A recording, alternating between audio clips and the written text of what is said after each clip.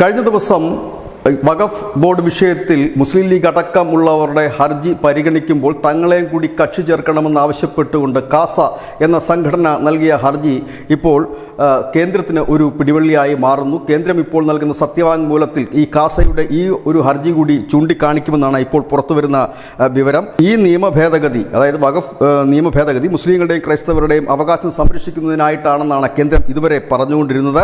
അതിനെ ഒന്നുകൂടി ബലപ്പെടുത്തുന്ന രീതിയിലേക്കാണ് ഇപ്പോൾ ഈ ഹർജി കൂടി ഇപ്പോൾ കേന്ദ്രം സുപ്രീം കോടതിയിൽ സമർപ്പിക്കുന്ന സത്യവാങ്മൂലത്തിൽ നൽകാൻ ഇപ്പോൾ നീക്കം തുടങ്ങിയിരിക്കുന്നത്. ഈ കാസയുടെ ഇതിൽ പറയുന്ന ഒരു പ്രധാനപ്പെട്ട കാര്യം, ഈ ഹർജിയിൽ അവർ പറയുന്ന ഒരു പ്രധാനപ്പെട്ട കാര്യം, 600ഓളം കുടുംബങ്ങൾ മുനമ്പത്ത് അവരുടെ ജീവിതം വഴിമുട്ടി നിൽക്കുന്ന ഒരു സാഹചര്യമാണ്. അതിൽ നിരവധി ക്രിസ്ത്യൻ കുടുംബങ്ങൾ ഉണ്ട് എന്നുകൂടി പറയുന്നു. ഇത്തരത്തിൽ രാജ്യത്തിൻ്റെ വിവിധ ഭാഗത്തു നിന്നും വിവിധ സംഘടനകളും സമൂഹങ്ങളും വ്യക്തികളുമൊക്കെ നൽകിയ ഹർജികളും പരാതികളും മറ്റുമൊക്കെ കേന്ദ്രത്തിൻ്റെ പക്കലുണ്ട്. ഇതുകൂടി ചേർത്തിട്ടാകും ഈ സത്യവാങ്മൂലം നൽകുന്നത്. അതായത് മുസ്ലിം വിരുദ്ധ വിഷയമല്ല വഖഫിൻ്റേത്, മതാചാരവുമായി ബന്ധപ്പെട്ട വിഷയമല്ല.